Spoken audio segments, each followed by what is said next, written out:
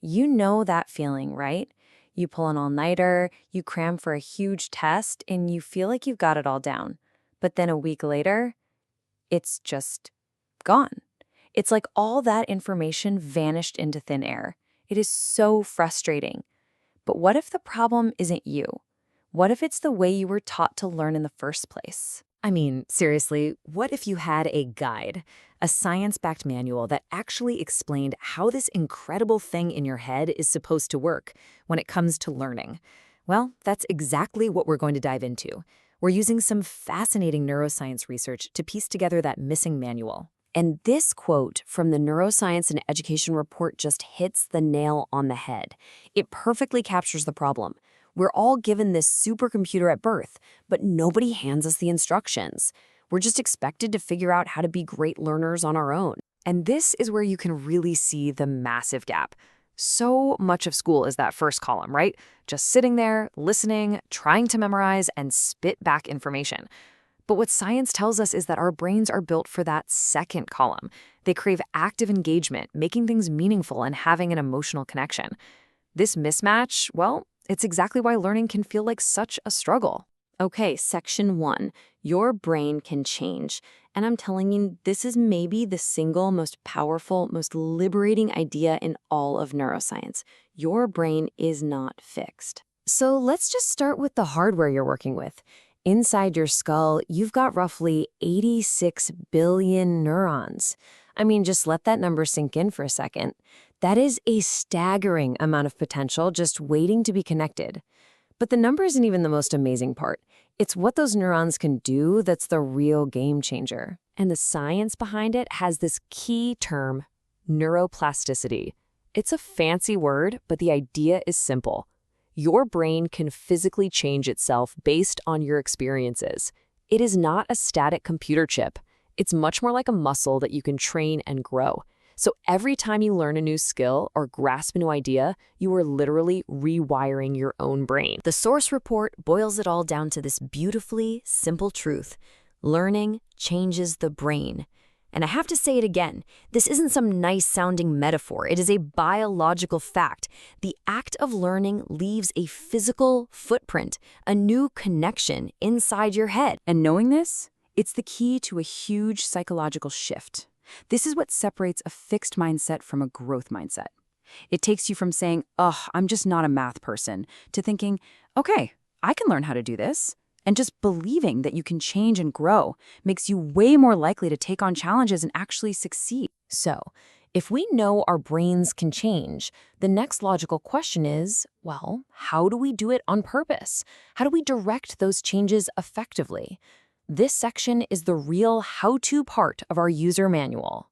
Now, the research covers a lot of ground, but you can really distill it down into these 3 essential keys.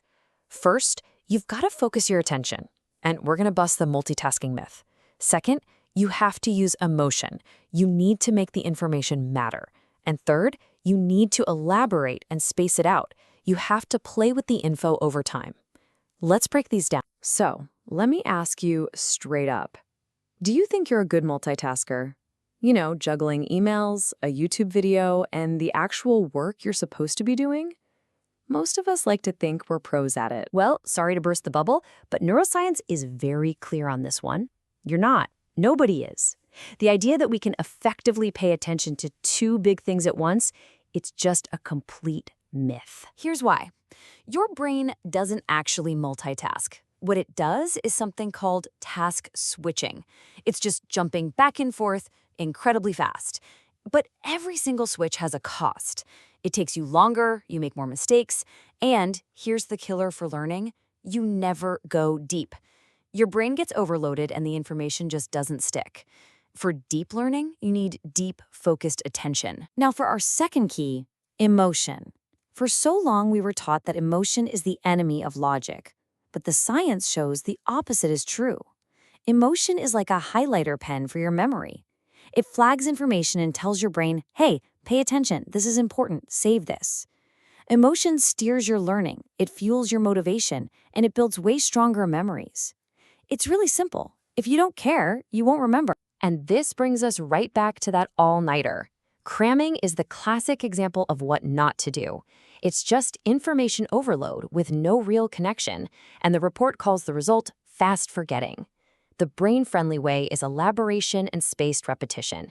You have to connect new ideas to things you already know, revisit them in different ways, and quiz yourself over time. That's how you build those neural pathways that actually last. Section 3. The future of learning. So, what happens when classrooms and companies actually start using these principles? What does the future look like? Well, we're already starting to see the shift. When you hear about personalized learning, that's just a nod to the fact that every brain is wired differently. Active, hands-on learning gets the mind and body working together. Collaborative projects tap into our social brain, and focusing on creativity is about moving past simple memorization. The point is, these aren't just trendy buzzwords. They are strategies grounded in the science of how we're actually built to learn. So here it is, the most crucial point of all. Think of your brain as the hardware, and it's incredible hardware. But your learning methods, those are the software you're running. And by understanding these principles, you now have the ability to consciously upgrade your own software. You can install a better learning program in your own mind. So we've just flipped through the most important pages of your brain's missing manual. The power, the knowledge, it's in your hands now. So the only question left is, what are you going to do with it? Starting tomorrow, how will you learn differently?